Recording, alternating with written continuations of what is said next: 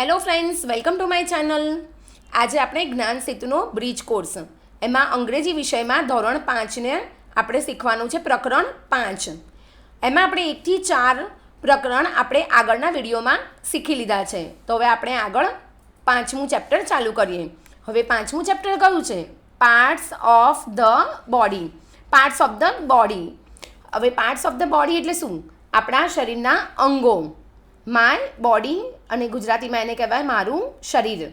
આપણા શરીરના જે અંગો છે, આપણે જેને હાથ, પગ, વાળ, હોઠ, નાક કહીએ છીએ, એને આપણે ઇંગ્લિશમાં કઈ રીતે કહેવાનું એના આપણે આજે સ્પેલિંગો કરવાના છે. તો પહેલું છે અહીંયા વાળ. વાળને ઇંગ્લિશમાં શું કહેવાય? તો કે હેર. HAIR hair. શું કહેવાય? હેર. અને હેરને ગુજરાતીમાં વાળ કહેવાય. બરાબર. હવે અહીંયા છે કાન. કાનને ઇંગ્લિશમાં શું કહેવાય? ઇયર. EAR ear. અને ઇયરને ગુજરાતીમાં કાન કહેવાય. બરાબર. હવે અહીંયા છે ટીથ. ટીથ એટલે દાંત. TEETH teeth. દાંતને ઇંગ્લિશમાં શું કહેવાય? ટીથ કહેવાય. ટીથને ગુજરાતીમાં કહેવાય દાંત. બરાબર. હવે આગળ આપણે અહીંયા હોઠ છે. હોઠને આપણે ઇંગ્લિશમાં શું કહેવાય? તો કે હોઠને ઇંગ્લિશમાં લીપ કહેવાય. લીપ એટલે હોઠ. બરાબર. હોઠ ગુજરાતીમાં કહેવાય અને લીપ અંગ્રેજીમાં કહેવાય. હવે અહીંયા છે શોલ્ડર એટલે ખભો. આ ભાગને શું કહેવાય? ખભાનો ભાગ કહેવાય. એટલે ખભાને શું કહેવાય? તો કે shoulder. SHOULDER shoulder. SHOULDER shoulder. Shoulder એટલે શું થાય? ગુજરાતીમાં ખભો. એને ગુજરાતીમાં શું કહેવાય? ખભો. અને અંગ્રેજીમાં કહેવાય શોલ્ડર. હવે આ શું છે? તો કે આ હાથ છે. હાથને ઇંગ્લિશમાં શું કહેવાય? HAND hand. હાથને અંગ્રેજીમાં HAND હેન્ડ કહેવાય અને એને ગુજરાતીમાં હાથ કહેવાય. હવે આપણે આગળ શું છે? તો આ આપણો હાથનો અંગૂઠો છે. તો આપણે અંગૂઠાને શું કહેવાય? તો અંગૂઠાને થંબ કહેવાય. THUMB thumb. THUMB thumb. Thumb એટલે શું થાય? હાથનો અંગૂઠો. એને ગુજરાતીમાં અંગૂઠો કહેવાય. હવે અહીંયા શું છે? તો કે બધી આંગળીઓ છે. આંગળીઓને શું કહેવાય? તો કે આંગળીઓને ફિંગર્સ કહેવાય. FINGERS fingers. ફિંગર્સ એટલે આંગળીઓ. શું કહેવાય? ફિંગર્સ એટલે આંગળીઓ, હાથની આંગળીઓ. હવે અહીંયા છે નેલ. આ નેલ એટલે શું? નખ. નેલને શું કહેવાય? નખ કહેવાય. એટલે નેલને ગુજરાતીમાં નખ અને અંગ્રેજીમાં NAIL નેલ કહેવાય. હવે હવે આ શું છે? તો આ આંખો છે. તો આંખોને શું કહેવાય? EYEI. શું કહેવાય? EYEI. અને એને ગુજરાતીમાં આંખ. શું કહેવાય? આંખ. હવે અહીંયા છે નાક. નાકને શું કહેવાય? NOSE nose. નોઝને શું કહેવાય? નાક. ગુજરાતીમાં નાક અને અંગ્રેજીમાં નોઝ કહેવાય. NOSE nose. હવે આ શું છે? તો કે આ મોઢું છે. મોઢાને શું કહેવાય? MOUTH mouth.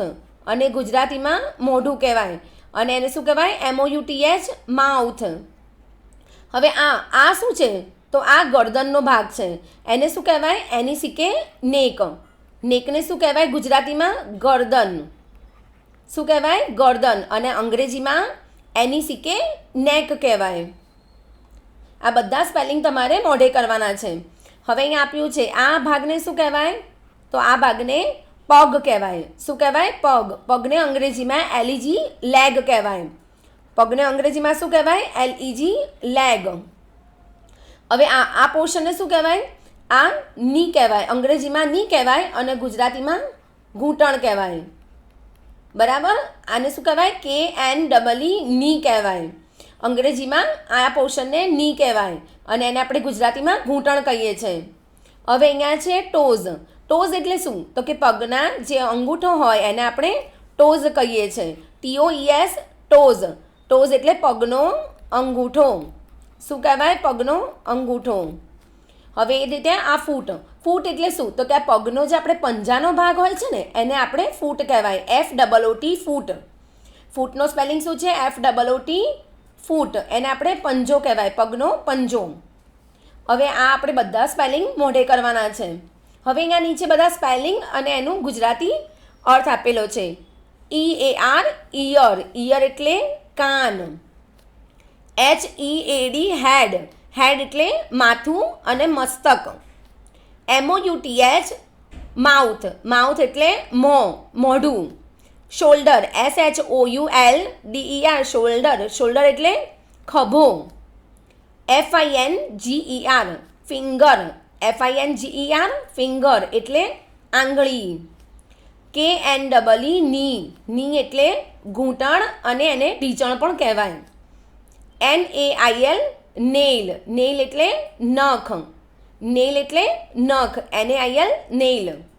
THUMB thumb, thumb એટલે હાથનો અંગૂઠો, હાથનો અંગૂઠો. હવે HAIR હેર, હેર એટલે વાળ. LEG લેગ, લેગ એટલે પગ. NECK નેક, નેક એટલે ગરદન. TOOTH ટૂથ, ટૂથ એટલે દાંત, ટૂથ એટલે દાંત. HAND હેન્ડ, હેન્ડ એટલે હાથ. LIP લીપ, લીપ એટલે હોઠ. NOSE નોઝ, નોઝ એટલે નાક. આ બધા જ સ્પેલિંગ તમારે વાંચવાના છે અને આ બધા મોઢે કરવાના છે. બરાબર. હવે આપણે આગળનો ક્વેશ્ચન જોઈશું. આપેલા ચિત્ર માટે અંગ્રેજી શબ્દ લખો. આપેલા ચિત્ર એટલે અહીંયા બધા ચિત્ર આપ્યા છે, એમાં આપણે એના સ્પેલિંગ લખવાના છે. હવે આ ચિત્ર કયું છે?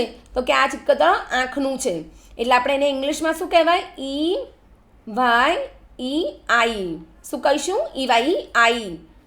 હવે આ છે દાંતનું ચિત્ર, તો આપણે શું કહીશું? TEETH teeth. બરાબર. હવે અહીંયા છે નાક, નાકને શું કહીશું? NOSE nose. અહીંયા છે કાન, કાનને ઇંગ્લિશમાં શું કહેવાય? EAR ear. બરાબર. હવે અહીંયા છે ગરદનનો ભાગ બતાવ્યો છે. બરાબર. તો એને શું કહેવાય? NECK નેક. હવે અહીંયા શું છે? આંગળીઓ છે, તો આંગળીઓને શું કહેવાય? Fingers, FINGERS fingers. હવે અહીંયા હાથ છે, તો હાથને શું કહેવાય? HAND hand. અહીંયા છે પગ, તો પગને કહેવાય LEG લેગ. બરાબર. હવે આગળનો પ્રશ્ન જોઈશું. અહીંયા છે ખૂટતો અક્ષર મૂકી શબ્દ પૂર્ણ કરો. અહીંયા બધા સ્પેલિંગ આપ્યા છે પાર્ટ્સ ઓફ બોડીના, એમાં આપણને અડધો સ્પેલિંગ આપ્યો છે, એમાં ખૂટતો અક્ષર આપણે ખાલી જગ્યામાં ભરવાનો છે. તો હવે EY પરથી શું આવે? તો EY પરથી આઈઝ આવે, તો આપણે શું લખવાનું? EYEI. શું લખવાનું? EYEI. હવે કે પરથી, કે અને ડબલ આપેલા છે, વચ્ચેનો આપણે શોધવાનો છે. તો કે ડબલ પરથી ની થાય, ની એટલે ઘૂંટણ. KNEE ની, ની એટલે ઘૂંટણ. હવે L અને P અને S આપ્યું છે. હવે L પરથી શું આવે? તો કે LIP લીપ, તો LIPS લિપ્સ. બરાબર. હવે આપ્યું છે FIN અને ER, વચ્ચે આપણે શોધવાનું છે. તો ફિન પરથી શું આવે? તો કે ફિન પરથી ફિંગર આવે, તો G લખવાનો, FINGER ફિંગર. હવે અહીંયા છે N અને પછી ખાલી જગ્યા છે SENOSE નોઝ. HAN અને બાજુમાં શું છે? ખાલી જગ્યા છે, તો HAN પરથી શું આવે? તો HAND હેન્ડ. હવે અહીંયા TEE અને H આપેલો છે, તો શું આવે? TEETH teeth.